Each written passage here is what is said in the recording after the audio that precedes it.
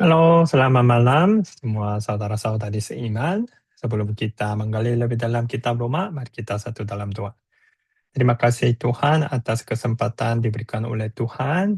Kami berada di studio untuk belajar firman Tuhan khusus kitab Roma.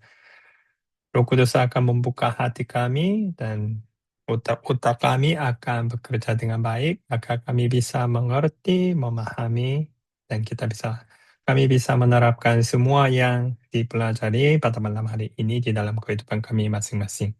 Kami berdoa dalam nama Yesus Kristus. Amin. Hari ini kita akan melihat ringkasan pelajaran yang dulu dan ruang sidang di Gunung Pengadilan. Itulah yang tema kita akan belajar terus. Dan setelah itu kita akan ambil sebagian waktu untuk grup diskusi. Garis besar yang kita berumah, kita sudah melihat bagian yang pertama dari pasal 1 sampai pasal 7, inti-inti keselamatan dan makna kabar baik. Dan di dalam itu kebutuhan, jalan keselamatan, dan akibat keselamatan. Dan setelah itu, Rasul Paulus membicarakan tentang bagaimana bangsa Israel. Dan dari pasal 12 sampai pasal 15, memang ini inti-inti yang kita bisa ambil hak istimewa dan kehidupan sebagai anak-anak Tuhan. Di dalam gereja, di dalam lingkungan, di dalam keluarga besar, dan di dalam komunitas. Dan setelah itu Rasul Paulus memberitahukan rencana dia dan pamit. Yang pertama, pasal 1 ayat 1 sampai 7. Apakah kalian masih ingat 3 hal yang bentuk? Yang pertama, dia menjelaskan tentang siapakah diri Rasul Paulus dan apa artinya Injil. Dan setelah itu dia membagi misi dia dan mengingatkan kembali apa misi jemaat jemaat gereja Roma. Dan ayat 8 sampai ayat 15 dia menjelaskan tentang apa yang dia bersyukur kepada Tuhan dengan kehidupan jemaat Roma. Dan ada beberapa permohonan kepada mereka setelah itu apa komitmen kita diberikan oleh Tuhan. 3 kunci dalam Injil. Ini 2 minggu yang lalu kita sudah belajar. Siapa yang masih ingat? Yang pertama, power, kekuatan. Siapa yang itu memberikan keselamatan kepada semua manusia? Ya, mengapa yang ini penting? Kalau kita bisa berusaha dan bisa membuat jalan keselamatan dengan perbuatan kita, siapa yang itu memberi keselamatan? Ya, kita manusia. Jadi, Rasul Paulus bilang, siapa yang punya kekuatan menyelamatkan kita dari hukum yang kekal? Bukan kita, Tuhan. Dan kebenaran. Kayu salib dinyatakan Tuhan sebagai Maha Kasih dan Maha Adil, Maha Kudus. Ya. Dan apakah neraka nyata-nyata ada atau tidak ada? Kadang-kadang denominasi ada di Sulawesi Utara, mereka bilang, neraka itu hanya dongeng, tidak ada. Tapi firman Tuhan menyatakan ada. Murka Allah nyata, sudah dia ciptakan tempatnya. Jadi sekarang sudah kita lewat dan sekarang ada nomor 1 dan bagian C. Dan sekarang kita melihat ada ruang sidang di gedung pengadilan. Sekarang ada Allah dan sebagai jaksa Rasul Paulus, dia akan memanggil 3 kategori. Yang pertama, manusia primitif, manusia cerdas, ketiga, manusia religius. Mungkin saudara-saudari seiman akan berpikir bahwa, saya sudah belajar ini. Betul. Saya mau tanya, apakah kalian bisa mengajar apa yang kalian belajar kepada orang-orang yang lain? Kemungkinan besar belum. Kapan itu semua pelajaran nyata-nyata menjadi ya benih di dalam kehidupan kalian saat kalian mengajar ini kepada orang yang lain. Jadi waktu kalian mendengar, kalian bukan hanya mendengar sebagai seorang yang duduk di kursi, tetapi kalian bisa mengubah pikiran kalian. Oh, kalau ada orang yang bertanya sesuatu yang ini, saya akan menjawab dengan firman Tuhan. Kita berumah. Karena banyak pertanyaan-pertanyaan bisa dijawab di dalam kitab Roma. Yang pertama, mengapa Rasul Paulus memanggil kategori manusia primitif? Karena banyak orang masa ini mereka berpikir, oh Tuhan tidak ada, ateis. Jadi pas kalian bisa membaca kitab Roma pasal 1 ayat 19 sampai 32.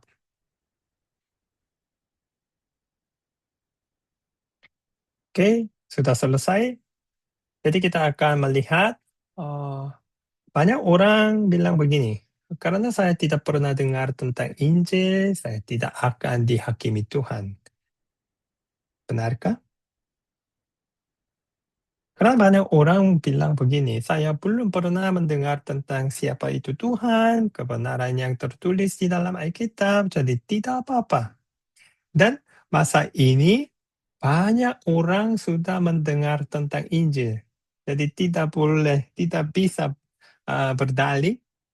Tetapi masa Kekaisaran Romawi masih banyak orang mereka belum mendengar tentang Yesus Kristus dan bagaimana apa yang itu terjadi di Yerusalem, dan juga banyak orang belum mendengar tentang Injil. Mereka masih menyembah roh-roh jahat, agama-agama yang lain. Jadi apa yang sekarang Tuhan memberitahukan golongan ini kepada golongan ini? Kita Roma pasal 19 ayat 20, karena apa yang dapat mereka ketahui tentang Allah nyata bagi mereka. Apa istilah yang Rasul Paulus menggunakan? Nyata. Sudah ditunjukkan. Sebab Allah telah menyatakannya kepada mereka. Sebab apa yang tidak nampak daripadanya, yaitu kekuatan yang kekal dan keilahiannya, dapat nampak kepada pikiran dan karyanya sejak dunia diciptakan, sehingga mereka tidak dapat berdalih. Kapan itu dimulai? Saat dunia diciptakan. Dari awal sampai akhirnya, maka mereka tidak dapat berdalih. Mengapa? Karena Tuhan sudah menyatakannya kepada mereka. Kita bisa melihat jam dinding yang ini, bagaimana ini dibongkar oleh tukangnya. Jadi kalian bisa lihat hanya satu jam dinding pun, ada banyak part-partnya, itu bagian-bagian sekitar kadang-kadang itu lebih dari 100 lah. Tapi banyak orang tidak percaya bahwa kalau saya bilang, oh ya jam dinding ini otomatis jadi. Tidak ada satu orang pun percaya. Ya. Tetapi banyak manusia berpikir bahwa ini dunia ini diciptakan secara otomatis. Ya. Banyak waktu lewat dan ini langsung otomatis terjadi. Mereka percaya hal itu. Tetapi saat kita melihat alam semesta, kita bisa melihat kemuliaan Tuhan.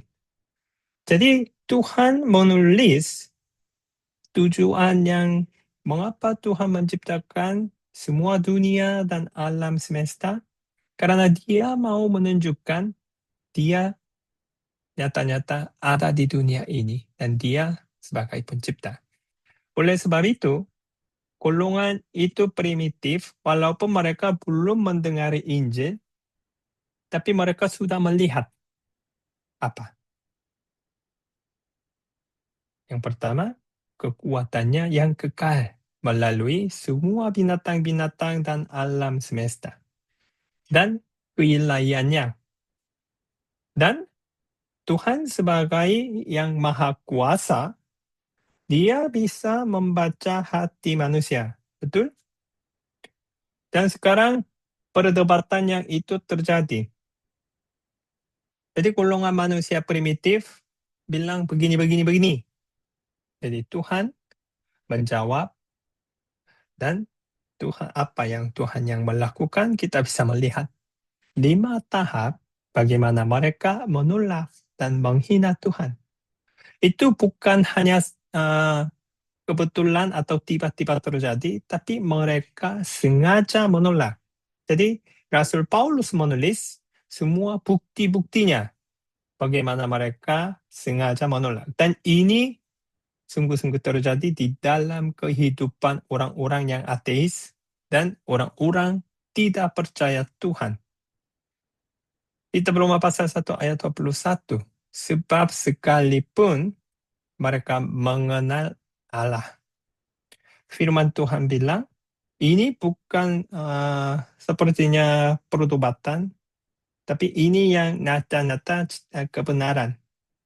Mereka mengenal Allah, mereka tidak memuliakan Dia sebagai Allah atau mengucap syukur kepadanya. Sebaliknya, pikiran mereka menjadi sia-sia dan hati mereka yang bodoh menjadi gelap. Mereka sengaja tidak memuliakan Dia. Jadi ada 5 hal yang Tuhan melakukan dalam apa yang mereka lakukan. Jadi nomor 1, 2, 3, 4, 5. Jadi malam ini kita akan melihat satu demi satu. Yang pertama,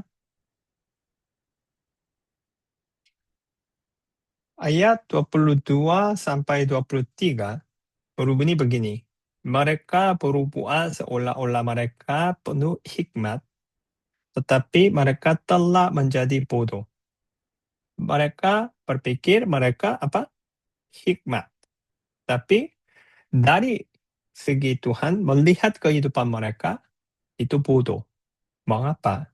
Karena mereka menggantikan kemuliaan Allah yang tidak fana dengan gambaran yang mirip dengan manusia yang fana, burung-burung, binatang-binatang yang berkaki 4 atau binatang-binatang yang menjalar. Apakah kalian mau mencari bukti? Kalian tidak perlu pergi ke jauh. Kalau kalian pergi ke kampung-kampung kalian, rumah-rumah kalian, sudah ada bukti-bukti yang ini sedih terjadi. Ada banyak orang mengakui bahwa mereka sudah menjadi orang Kristen, tetapi masih mereka mempunyai pikiran mereka sendiri. Jadi kalau kalian pergi ke tempat-tempat yang kampung-kampung, ada yang rumah, mereka masih pegang ini, ya. Mereka ada yang sesuatu yang mereka sangat berjaga-jaga karena itu penting, ya. Jadi sinkretisme.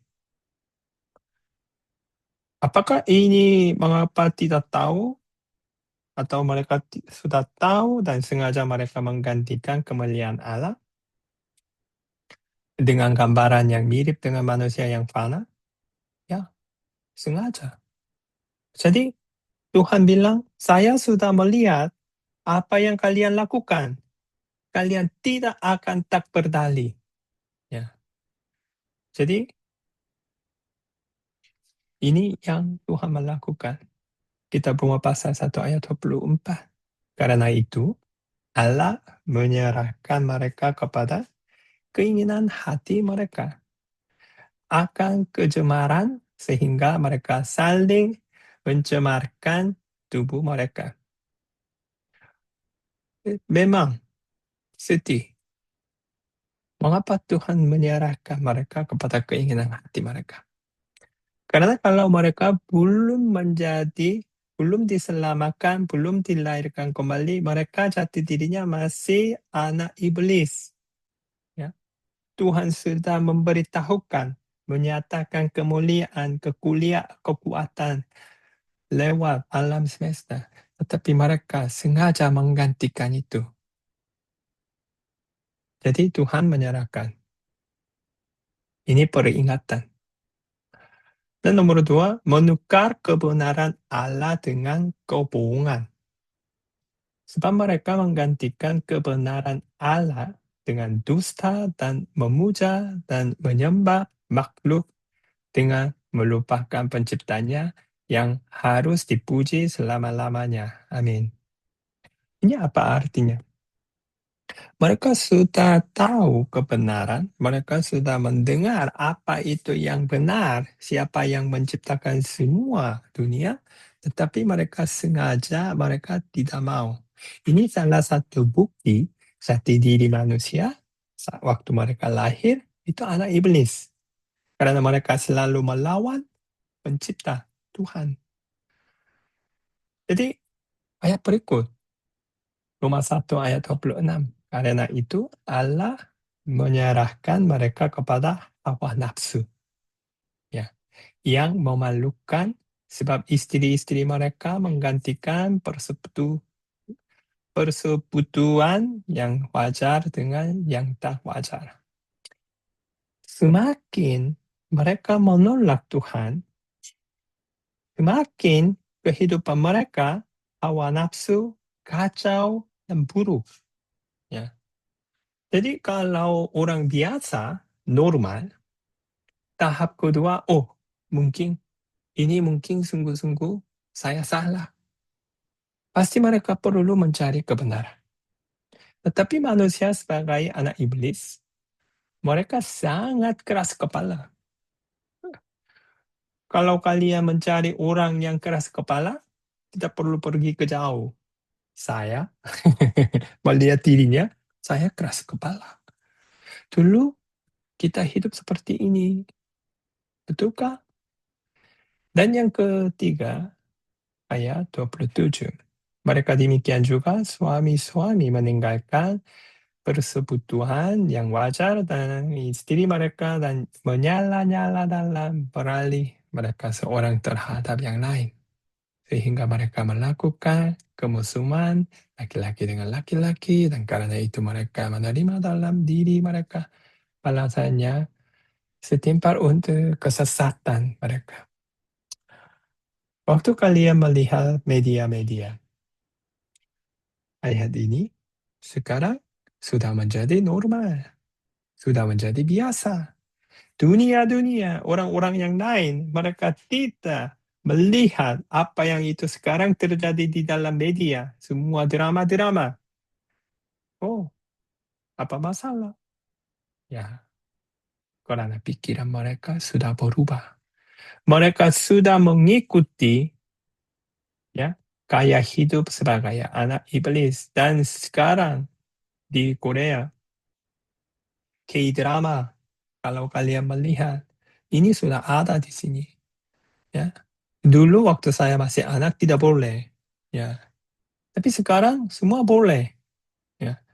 Jadi anak-anak sekarang generasi muda mereka bingung. Firman Tuhan bilang yang ini, tetapi semua ya bahan-bahan pelajaran kah atau media kah, tuh YouTube kah, semua membicarakan tentang ayat ini 27 bilang apa? Oh, tidak apa-apa. Tapi sekarang firman Tuhan bilang, tidak boleh. Dan karena mereka tidak merasa perlu untuk mengakui Allah, maka apa yang Tuhan melakukan? Allah menyerahkan mereka kepada pikiran-pikiran yang terkutut. Walaupun Tuhan menyerahkan mereka kepada pikiran-pikiran, tetapi istilah terkutut, ya, sehingga mereka melakukan apa yang tidak pantas. Ya. Jadi golongan manusia primitif tahap demi tahap kita bisa melihat apakah mereka itu orang benar atau orang berdosa. Ya, dan empat, sehingga mereka melakukan apa yang tidak pantas dan semua ya ditulis satu demi satu. Memang ini Rasul Paulus itu luar biasa, ya. Mungkin dia sebagai apa lawyer, ya. Dia sudah tahu semua hukum. Jadi dia menulis semua pelanggaran-pelanggaran manusia terhadap Tuhan. Jadi terakhir Tuhan bilang ayat 32. Sebab walaupun mereka mengetahui tuntutan-tuntutan hukum Allah. Jadi apakah kalian sudah dapat tadi? Apakah mereka sungguh-sungguh tidak mengenal Allah? Tidak. Mereka sudah mengenal Allah. Tetapi mereka menggantikan kemuliaannya dengan apa yang mereka mau. Dan kita bisa melihat apakah mereka tidak mengetahui tuntutan-tuntutan hukum Allah? Tidak. Mereka sudah tahu bahwa setiap orang yang melakukan hal-hal demikian patut dihukum mati. Mereka bukan saja melakukannya sendiri, tetapi mereka juga setuju dengan mereka yang melakukannya. Jadi inilah yang kita bisa melihat, sudah mendengar semua bukti-bukti dengan Rasul Paulus. Jadi sebagai adil, ya, saya mau bertanya kepada teman-teman. Ini semua orang yang melakukan hal ini, apakah itu orang berdosa atau orang benar?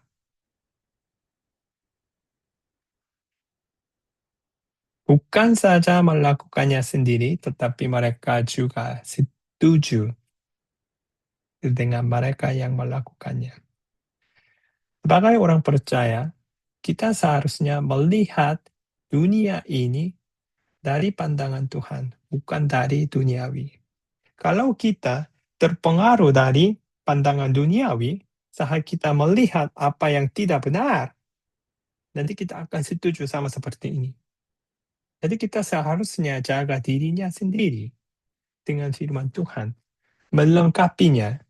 Maka saat kita melihat apa yang tidak benar, kita bisa melihat, bisa memahami keadaan sesuai dengan firman Tuhan. Bukan pikiran, bukan pengalaman. Itu yang alasan mengapa Manado Bible Chapel terus belajar firman Tuhan. Dan saya mau bertanya, kalian sekarang belajar tentang bagaimana manusia primitif mereka dibuktikan sebagai orang berdosa dan belajar semua apa yang itu penting bagi kalian. Ya, karena kalian tidak mau menjadi. Sekarang bukan itu mau menjadi pendeta, tetapi mengapa kalian belajar semua yang ini? Ada untungnya. Saat kalian belajar firman Tuhan, kalian bisa mengingatkan kembali siapakah kalian sesuai dengan firman Tuhan. Kita tidak ada satu pun yang baik di dalam kehidupan kita. Jadi kita bisa mengerti, merasa anugerah Tuhan selalu melimpah di dalam kehidupan kita. Dan yang kedua, saat kita memperhatikan firman Tuhan, kita bisa dilepas dari yang semua situasi-situasi yang susah karena kita melihat Tuhan ada dan Dia sudah berjanji. Jadi kita bisa menjadi seorang yang berani membawa semua situasi yang serahkan kepada Tuhan. Ya. Dan yang ketiga, kalau kalian sudah belajar semua pelajaran yang ini, waktu ada teman-teman yang bilang begini, begini, begini, kalian sudah tahu, inilah yang Rasul Paulus sudah mengingatkan, sudah mengajar, sudah memberitahukan saya di dalam kitab Roma pasal 1. Jadi kalian bisa menjawab.